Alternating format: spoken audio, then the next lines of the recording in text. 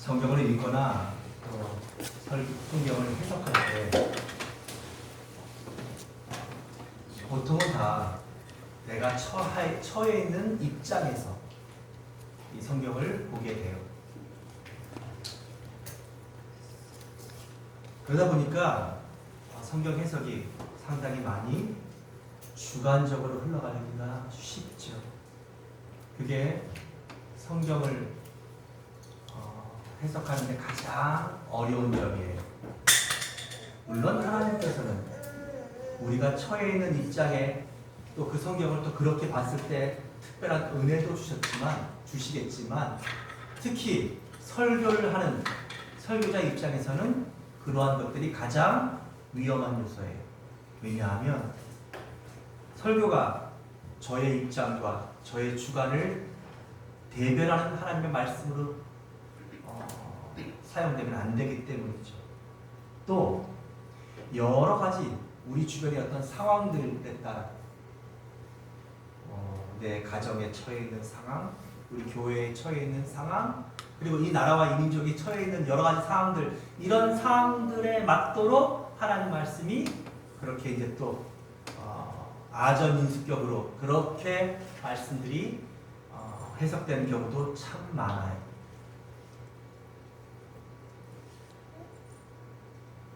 그래서 똑같은 성경 말씀인데, 성경 말씀은 하나인데 그 성경에 대한 여러 가지 다른 해석들이 나오게 될 수 있다는 것입니다. 다른 의미, 심지어는 다른 적용, 다른 결과. 그래서 늘 여러분들이 성경을 읽을 때에도, 특별히 목회자인 저도 하나님 말씀을 전할 때 이 성경을 어떻게 하면 하나님의 관점에서 하나님이 이 성경을 쓰실 때 어떤 마음으로 이 성경을 기록하셨을까? 그리고 이 성경을 통해서 하나님은 우리에게 무엇을 말씀하시려고 하시는 걸까? 하는 거에 초점을 많이 맞추려고. 그리고 그렇게 해석을 하려고 많이 애쓰고 있어요. 오늘 본문의 말씀도 사실은 우리가 해석하기가 쉽지 않은 말씀이에요.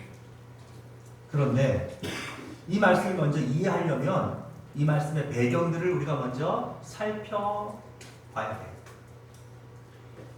이스라엘에 아직 왕이 없어요.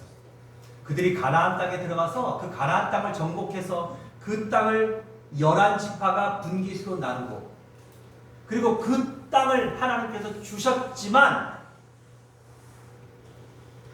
이제 이스라엘 백성들은 하나님의 은혜는 잊어버리고 그 땅에 있는 문화들을, 그 땅에 있는 다른 신들을, 그 땅에 있는 다른 즐거움들을 누리는 데 익숙해져 가고 있었어요.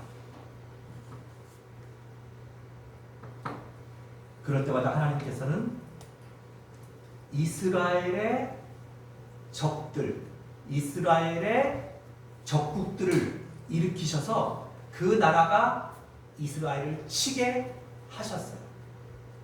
그래서 전쟁으로 엄청난 피해와 위기를 만나면 그 이스라엘 백성들이 그 위기 때문에 하나님 앞에 다시 회개를 하는 거예요. 그리고 하나님 살려주세요. 그러면 또 하나님께서 그들을 위하여서 그들을 구원할 사사들을 보내셔요. 우리가 잘 아는 입다, 삼손, 또 수많은 사사들이 그렇게 해서 나오는 거예요. 그러니까 그 사사들이, 새로운 사사가 나왔다는 것은 그 이스라엘이 뭐 했다는 거예요? 범죄했다는 거예요. 우상을 섬기고 자기 생각에 옳은 대로 살고 하나님을 멀리하고 살았다는 것이에요. 지금 이 사무엘 선지자는 이제 이스라엘의 마지막 선지자예요. 그러면서 마지막 사사라고도 볼 수가 있어요. 사무엘이 선지자가 아직 되지 않았을 때 이스라엘에는 엘리라고 하는 대제사장이 있었고, 그리고 그의 두 아들 홈니와 비느하스도 아버지의 대를 이어서 제사장이 되었고, 그들 중에 한 사람이 엘리를 이어 대제사장이 되어야 되는 상황이었어요. 그런데 이 홈니와 비느하스는 아주 타락한 제사장들이 되었어요. 하나님의 제사를 멸시하고 하나님께 드리는 이 제물 중에서도 자기가 원하는 대로 가장 좋은 것을 먼저 취해서 먹고 즐기는, 번제로 드려야 될, 그러니까 그 제물들은 반드시 하나님 앞에 태워서 드려야 되는 이런 고기들을 삶아서 먹고, 그들의 악행들은 정말 말로 할 수 없을 만큼 점점 더 심해져 갔어요. 심지어는 하나님의 회막에서 제사를 수종드는 그 여인들과 상관하는 일에도 그들은 서슴지 않았어요.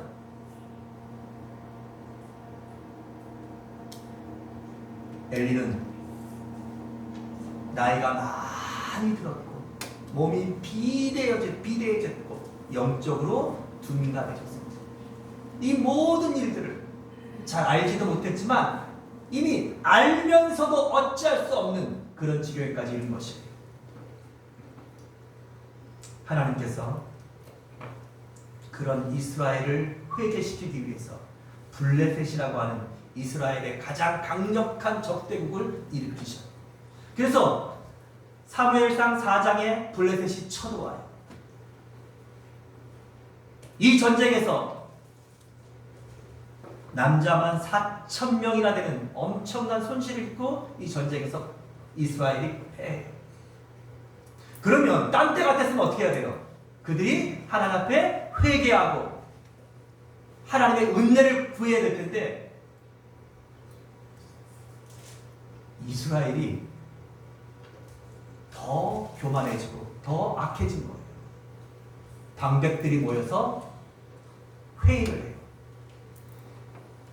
그러면서 이 전쟁에 하나님의 법궤를 가지고 나가자. 그리고 우리의 제사장 홈니와 비느하스를 앞장 세우자. 그러면 이 전쟁에서 승리할 수 있을 것이라 하면서 하나님의 법궤를 앞세우고 제사장을 앞세워요. 그러자 이스라엘의 온 지파들이 이 전쟁에 참여해요. 하나님의 법궤가 앞으로 나온다는 이 소식에 오히려 누가 더 놀래냐? 블레셋 군들이 더 놀래요. 더 두려워하고. 그런데 전쟁의 결과는 사무엘상 4장 3절로 11절을 보면 이스라엘의 더 참담한 패배로 끝나게 돼요. 첫 번째 전쟁에서 약 4,000명의 남자가 죽었다면 이 두 번째 전쟁에서는 3만 명이 넘는 남자들이 죽은 거예요. 그러니까 여러분 3만 명의 장정들이 죽었다는 것은 부상자까지 하면은 엄청난 패배인 거예요. 이 돌이킬 수 없는 전쟁의 결과가 나왔고요. 그리고 그 전쟁에서 하나님을 무시하고 하나님의 제사를 멸시했던 홈니와 비느하스가 처참하게 죽임을 당하고, 그 소식을 기다리던 엘리 제사장은 나무 의자에 앉아서 이 소식을 기다리다가 그의 아들들의 전사 소식을 듣자마자 뒤로 넘어져 목이 꺾어져 죽는 비참한, 이때 비느하스라고 하는 엘리의 아들의 며느리가 임신을 했는데 자기 남편이 죽었다는 소식, 자기 시아버지가 그렇게 비참하게 죽었다는 이 소식을 듣고 갑자기 배가 아파 급하게 해산을 하면서 이 여인이 죽게 돼요. 그러면서 이 여인이 죽으면서 그의 태어난 아들의 이름을 이가봇이라 사무엘상 4장 21절에 짓게 돼요. 이가봇이란 말은 뭐냐면 하나님의 영광이 떠났다라는 것이에요. 여러분, 세상에 어떤 엄마가 자기의 아들의 이름을 하나님의 영광이 떠났다 이렇게 지을 수 있겠어요? 그만큼 엘리 가문은 하나님의 예언대로 완전히 뭐한 거예요? 멸절된 것이고, 그리고 하나님의 영광은 이제 이스라엘에게서도 떠난 것이 된 거예요. 그래서 그 이름을 이가봇이라 짓게 된 것입니다. 그런 와중에 하나님의 법궤를 블레셋에게 뺏기게 돼요.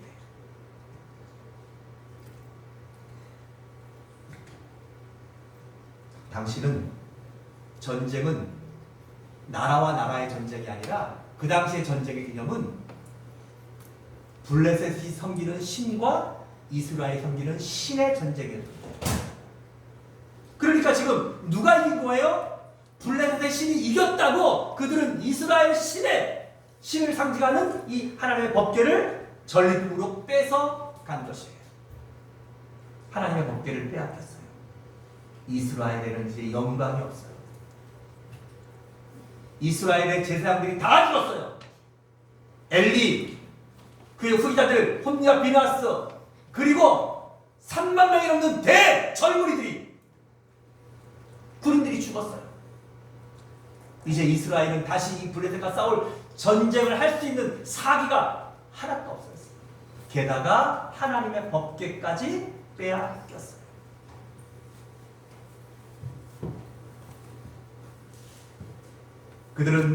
블레셋 사람들은 이 빼앗은 하나님의 법궤를 블레셋의 신 다곤이 거하는 신전 안에 두었어요. 마치 거대한 다곤 신 앞에 하나님의 법궤를 놓은 거예요. 무슨 뜻입니까? 우리 다곤 신이 이스라엘 신을 이겼다 하는 것이에요. 근데 이 다곤 신은 위의 상체는 사람 모양이에요. 그런데 다리는 물고기예요. 이게 다산을 상징하는, 풍요를 상징하는 그들의 어떤 그 우상의 모습인데, 그러니까 여러분 제 생각엔 아마 이 신의 모습에서 인어공주 이런 전래동화가 나오지 않았을까 생각해 보는데, 어쨌거나 여러분 생각해 보세요. 엄청나게 큰, 위에는 남자의 모습을 한 건장한, 아주 그냥 보기만 해도 탁 기가 죽는 이런 장대한 남자의 형상 밑에 다리는 물고기의 모습으로 되어 있는 이런 신 앞에 하나님의 법궤가 있는 거예요. 그러면서 그들은 승리를 자축하고 축제했어요. 그리고 그 다음날 아침에 그 신전에 이제 제사를 드리고 딱 제사에 가봤더니 이게 웬일입니까? 하나님의 법궤 앞에, 하나님의 법궤 앞에 이 다곤신이 엎드려져가지고 마치 그 하나님의 법궤 앞에 절하는 것처럼 이렇게 누워있는 거예요. 여러분, 이 신상 같은 거는 이게 규모가 보통 큰 게 아니에요. 너무 놀란 이 블레셋 사람들이 허겁지겁 이 신상을 다시 하루 종일 해가지고 세워놔요. 그리고 이 일들은 뭘로 했겠어요? 했어요. 그런데 그 다음날 가봤더니 이 다곤 신상의 머리와 팔이 잘려졌어요. 다리는 왜 안 잘렸을까요? 다리는 없잖아요. 물고기니까. 그래서 잘려진 머리와 손이 문지방이에 놓여있고, 이 다곤 신상은 어제처럼 똑같이 하나님의 법궤 앞에 엎드려져 있는 거예요. 여러분, 이건 블레셋 사람이 할 수 있는 일입니까? 또 이스라엘의 첩자들이 와서 할 수 있는 일입니까? 너무나 놀랍고 두려웠어요. 그리고 하나님께서 이 법궤가 있는 아스돗 지역에 하나님께서 독종의 재앙을 내리셔요. 우리가 읽지 않았지만 사무엘상 6장 10절 보면 독종이 이 아스돗에 퍼지기 시작해요. 여러분, 이 독종이 뭐냐? 몰라요. 뭐 지금의 이런 코로나 같은 거였는지 아니면 뭐 중세 유럽의 인구 3분의 1을 죽였던 패스트였는지 그건 모르지만 나중에 그들이 하나님 앞에 이 법궤를 돌려보낼 때 금신상을 만드는데 그 금신상의 5명은 독종 모양이고 금신상의 5은 쥐 모양이에요. 그러니까 아마 이 병균을 쥐들이 옮겼을 가능성이 많아서 아마 패스트 같은 게 아니었을까 생각해봐요. 근데 여러분 모르는 걸 갖다가 모였다 이렇게 얘기하는 것은 참 따라합시다. 어리석다. 어리석어요. 그건 우리가 알 수 없는 거잖아요. 하나님 앞에 가면 궁금한 사람 여쭤보세요. 어쨌거나 엄청난 독종이 일어나서 이 아스도스에 있는 수많은 사람들을 죽이고 수많은 사람들이 이 독종에 전염되기 시작했던 거예요. 그러자 그들이 어떡하냐? 이 법궤를 가드로 옮겨요. 가드로 왜 옮겼을까요? 아스도스에는 다곤 신이 있었지만 이 가드에는 그들이 섬기는 또 다른 신이 있었어요. 바알 신. 그래서 이 이스라엘 신을 더 강력한 바알 신 앞에 가면 꼼짝 못할 것이다 하면서 글로 옮긴 거예요. 그랬더니 이게 웬일입니까? 이 독종이 더 심하게 가득 전역에 퍼져가는 것이에요. 그래서 그들은 이제 이 법궤를 어디로 가냐? 에그론으로 보내요. 이름이 중요해요. 에그랬는데 에그론으로 보내요. 여러분 그렇지만 에그론에 있는 이 블레셋의 다른 신들 역시도 하나님의 이 재앙을 막아낼 수 있었을까요? 없었던 거예요. 이 재앙은 이제 블레셋의 5지파 전역으로 퍼지게 되었고 이 블레셋 사람들이 전쟁을 통해서 이스라엘 백성들을 1차 4,000명, 2차 3만 명을 죽였던 이것에 몇 배가 더 많은, 아니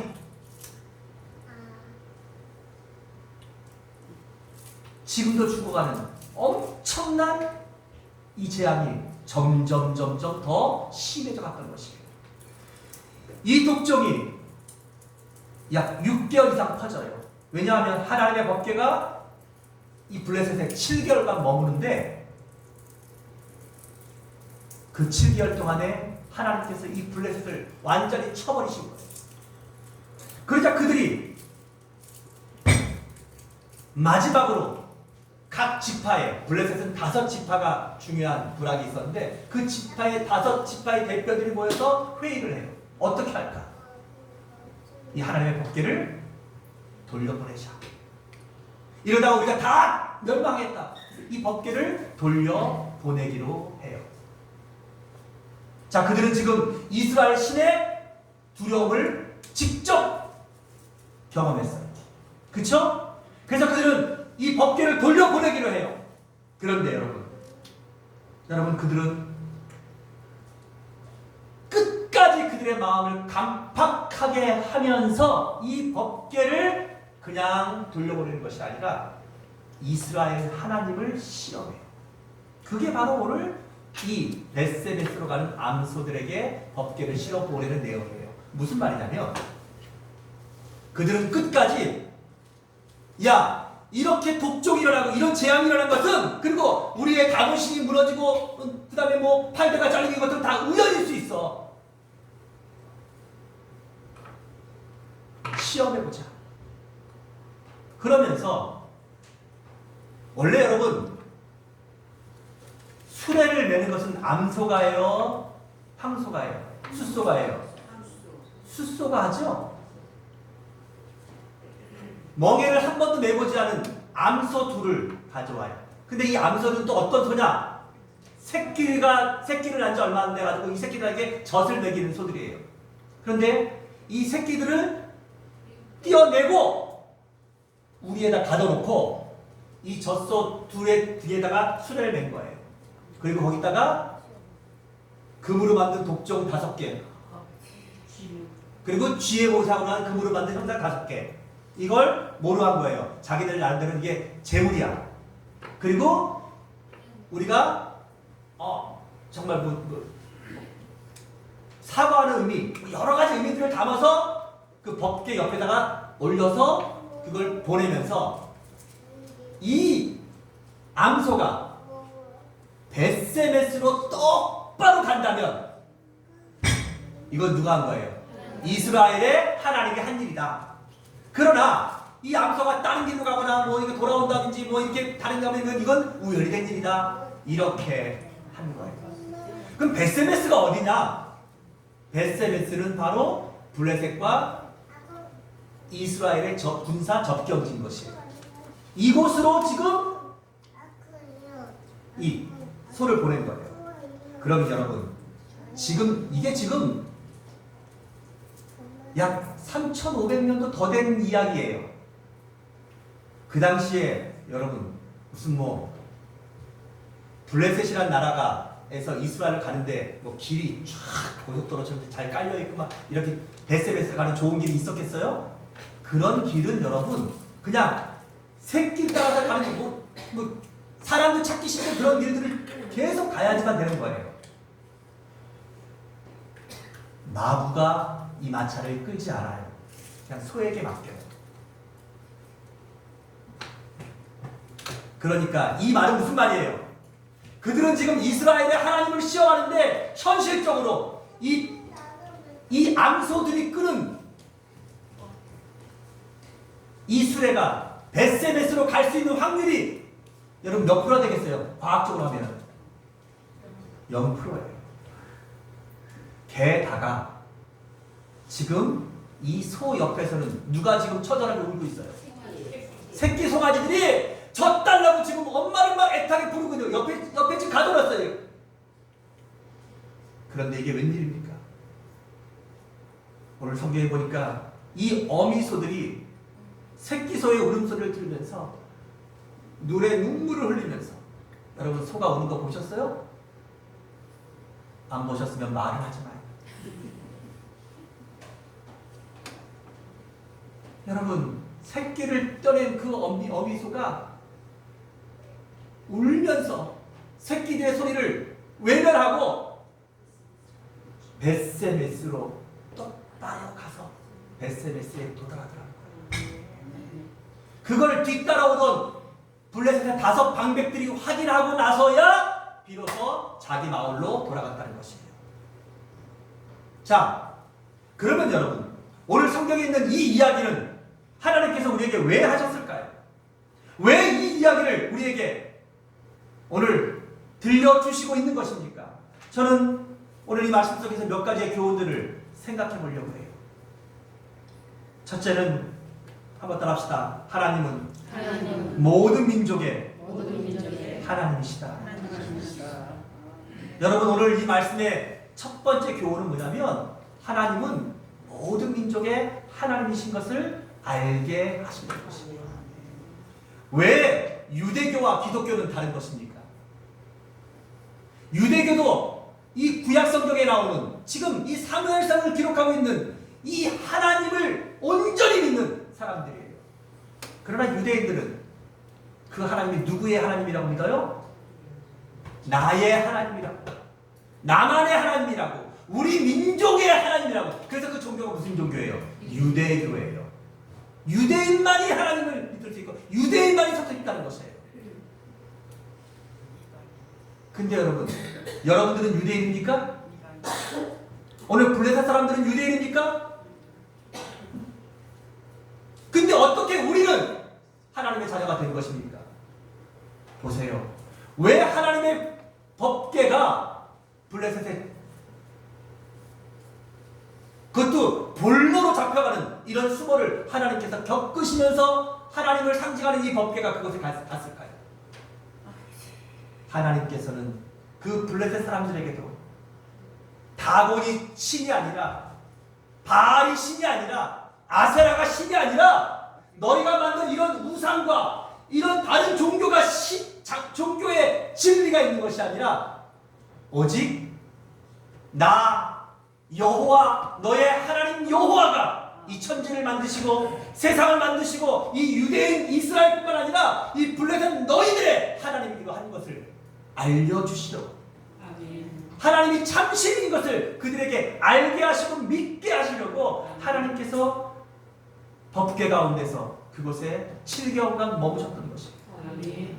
여러분, 겉으로 볼 때는 징계, 그들에게 독종을 내리시고 또 죽음이 눈앞에 와요. 그래서 그것이 우리에겐 재앙이고 우리에겐 정말 너무나 아픔이에요. 그러나 여러분, 죄악된 사람들은, 강팍한 사람들은 환난과 그리고 정말 위기가 오지 않으면 진정으로 하나님을 생각하지 않아요. 하나님을 만날 기회를 아예 갖지도 않아요. 그래서 하나님은 그 백성에게 독종이라고 하는, 인간이 해결할 수 없는, 사람의 힘으로는 해결할 수 없는 이 무서운 재앙들을 통하여서 그들이 하나님께로 돌아오기를 원하셨던 것이에요. 아멘. 우리도 그렇지 않습니까? 여러분, 우리도 사실 내 인생이 내가 하고 싶은 대로 잘 되고, 또 내가 정말 내가 원하는 인생은 내 마음대로 다 산다면 우리가 정말 그 하나님을 온전히 섬기고 하나님 앞에 온전하게 그렇게 경건한 사람이 몇 명이나 될 수 있을까요?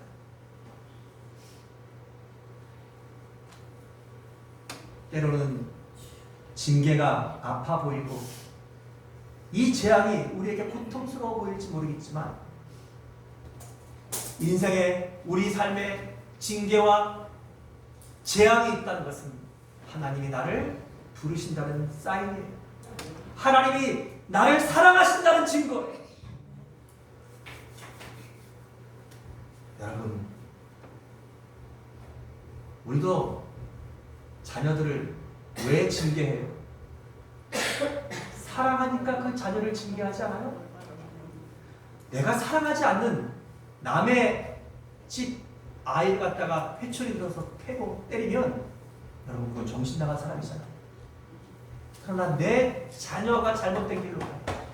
내 자녀를 돌이키기 위해서는 때로는 부모가 내 무릎에 치는 종아리보다 더 아픈 회초리를 들어치는 그 마음을 우리는 기억해야 돼요.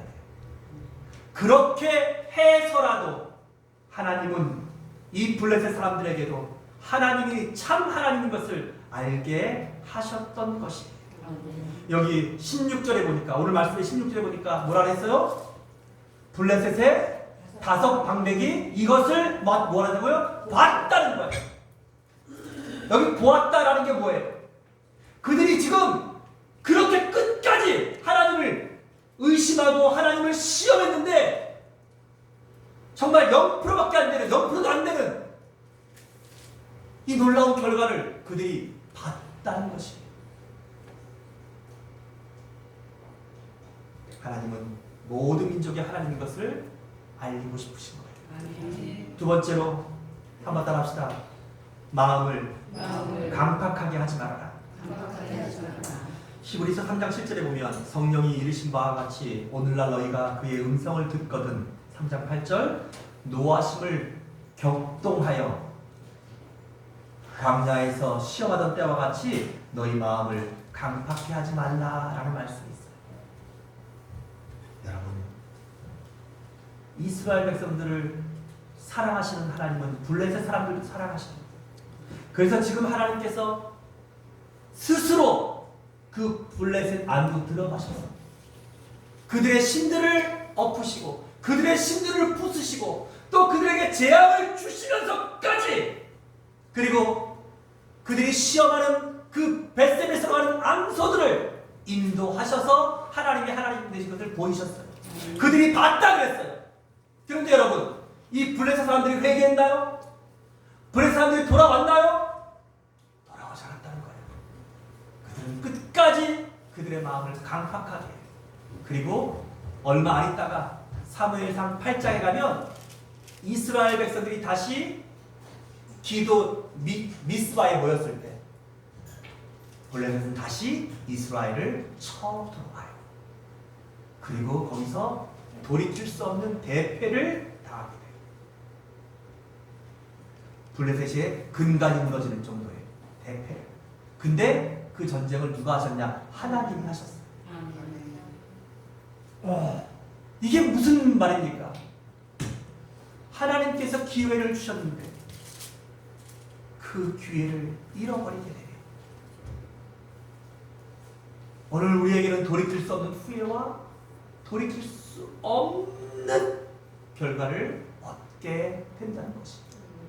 그러므로 여러분, 믿음의 시작은 무엇입니까? 아니, 우리가 끝까지 좋은 믿음이 되는 가장 유일한 방법은 무엇입니까? 우리의 마음을 강팍하게 하지 말라는 것입니다. 블레셋 사람들은 하나님이 그들의 신을 이긴 걸 봤어요. 그 하나님이 그들에게 내린 그 독종들 때문에 그의 사랑하는 가족들이 죽고 또 사랑하는 친구가 죽어가고 또 내가 그 독종의 위험 속에서 고통당하는 것을 경험했어요. 그런데도 그들의 마음을 돌이키지 않더라는 거예요. 심지어는 그 하나님을 시험해서 이게 진짜 이스라엘 하나님이 한 것인가? 벳셀에서 하는 그 암소들에게 시험을 했어요. 그리고 그 결과를 봤어요.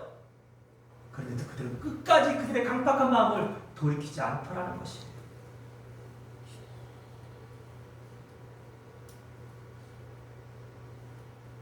그게 교만이에요. 그게 교만하는 것이에요. 여러분, 교만하면 하나님을 믿지 않아요. 교만하면 하나님 앞에 회개하지 않아요. 사랑하는 여러분, 오늘 우리가 어떤 대단한 일들을 하고 엄청난 위대한 삶을 살아서 하나님이 우리를 구원하시는 것이 아니에요. 오늘 우리가 그 하나님 앞에 나의 죄를 고백하고 오늘 내가 그 하나님 앞에 나의 영혼을 부탁드리고 오늘 내가 그 하나님께서 내게 하신 예수 그리스도를 통한 이 구속의 은혜에 감사하는 그것이, 그 마음이 하나님이 나를 구원하시는 유일한 이유예요. 다른 이유는 없어요. 그리고 다른 길은 없어요. 그러므로 여러분의 마음을 강팍하게 하지 말기를 바라요. 오늘날 우리가 하나님의 말씀 앞에 강팍해지지 않기를 바라요. 세 번째로, 오늘 이 말씀을 통해서 하나님은 무엇을 말씀하십니까? 한번 따라합시다. 암소들도 하나님께 순종한다. 여러분, 이 암소들도 오늘 하나님 앞에 순종하고 있어요. 무슨 말입니까? 오늘 이 말씀에 보면 이 벳세메스로 가는 소들,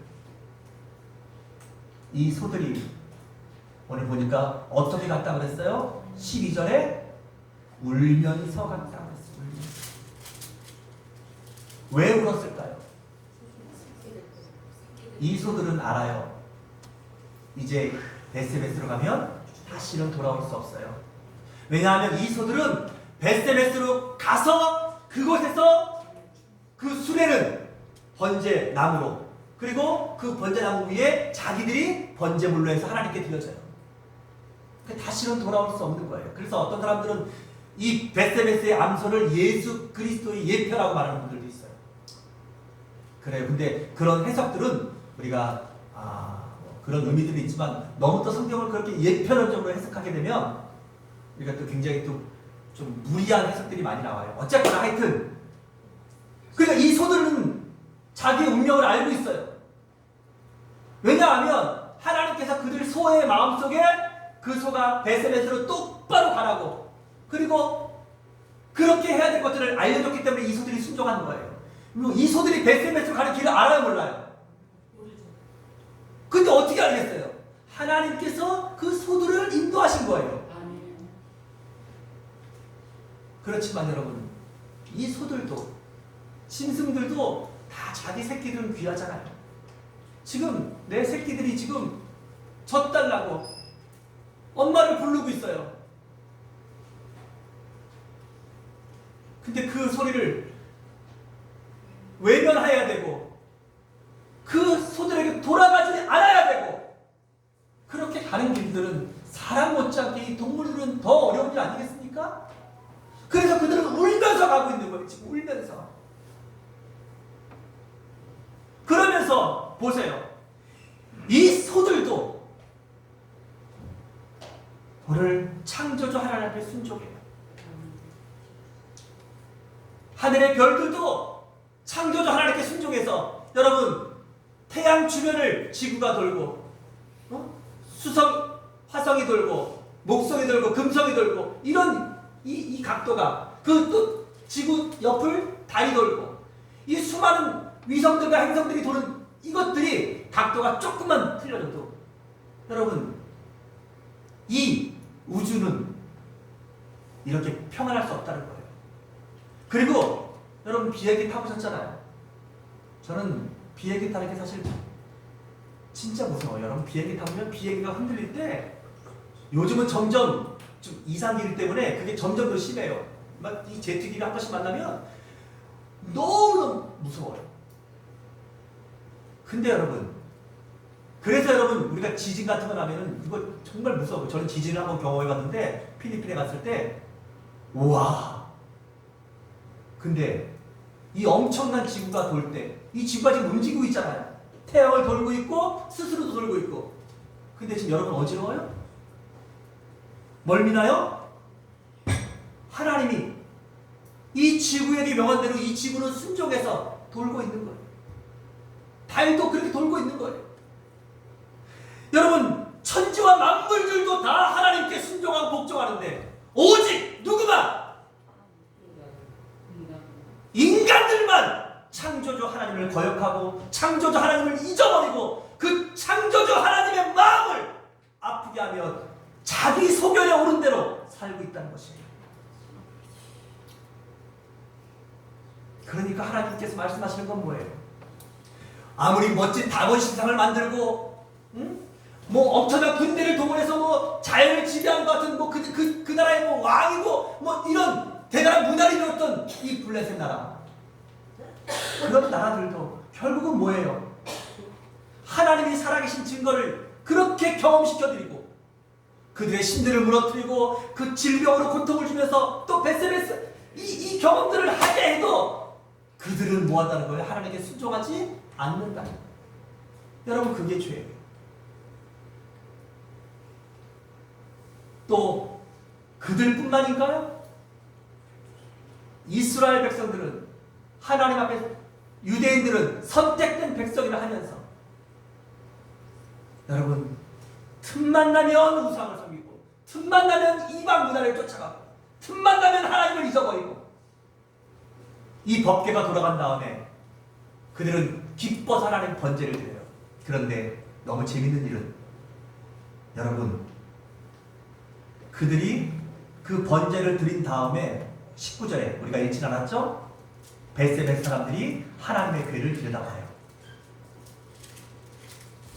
그래서 하나님께서 그들을 치셔서 법궤가 오자마자 여기 70명을 쳤다는 성경이 있고 다른 성경에는 5만 70명을 죽였다는.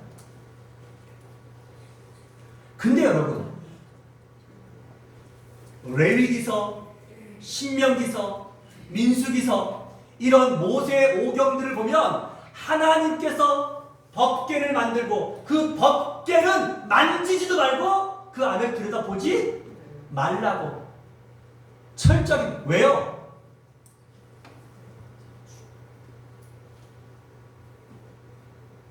거룩하신 하나님을 죄인들이 함부로 그 하나님의 가까이 갈 수가 없는 거예요. 그러니까 여러분 보세요. 이 블레셋 사람들이나 뭐 나는 선민이다 하는 이스라엘 백성들이나 다 뭐 하라는 거예요? 이 암소만도 못한다는 거예요. 그걸 하나님께서 우리에게 알려주십니다. 여러분 남편이 하나님 뜻대로 살지 않으면 그냥 이렇게 생각하시면 돼요. 아유 아직도 암소만도 못하네 이러시면 돼요. 다른 얘기 할 게 없어요. 또 여러분들이 정말 하나님 뜻대로 살지 못하고서 또 어떤 죄를 지면 하나님께 회개하세요. 하나님, 저는 아무 소망도 못한 거예요.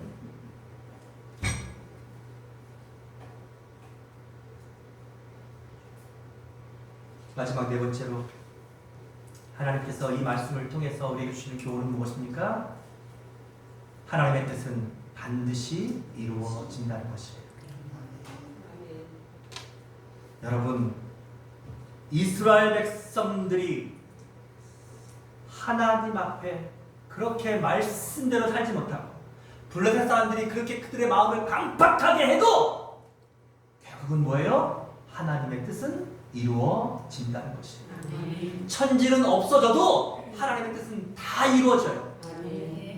하나님의 뜻은 반드시 이루어지실 것이에요.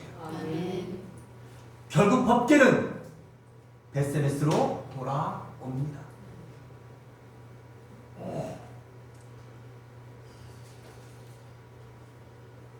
법궤를 맨 암소들은 울면서 바르게 행하여서 벳세메스로 왔다고 말씀하고 있어요. 우리가 하나님을 믿는 가장 중요한 이유는 이것이에요. 여러분, 사람은 실수해요. 그 사람 중에 여러분과 저도 포함되는 거예요. 그러나 하나님도 실수하지 않으신다는 거예요. 여러분, 우리의 뜻은 우리의 뜻대로 되지 않는 일들이 더 많아요. 점점 더 그럴 거예요. 심지어는 뭐 자녀를 키우는 문제도 내 마음대로 되지 않아요.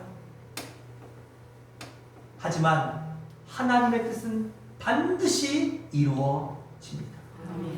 그러므로 여러분, 여러분의 소망을 여러분에게 두지 마시고 누구에게? 살아계신 하나님께 두시기 바랍니다. 천지를 만드신 그 하나님께 두세요. 나를 여전히 사랑하시고 나를 불쌍히 여기시고 그럼에도 불구하고 나를 사랑하시는 그 하나님께 여러분의 소망을 두세요. 그러면 하나님께서 이루실 것입니다. 하나님께서 여러분의 기도하는 그 일들을 이루실 것이고 하나님께서 오늘 내게 있어야 할 것들을 채우실 것이고 하나님이 나를 통하여 우리 자녀들을 통하여 우리가 섬기는 이 교회를 통하여 영광을 받으실 것입니다. 말씀을 정리하겠습니다. 골로새 3장 10절에 보면 오늘 우리는 지식에까지 새롭게 하심을 받은 하나님의 새로운 피조물이라고 말씀하고 있어요. 여러분, 우리는 하나님의 새로운 피조물. 아멘.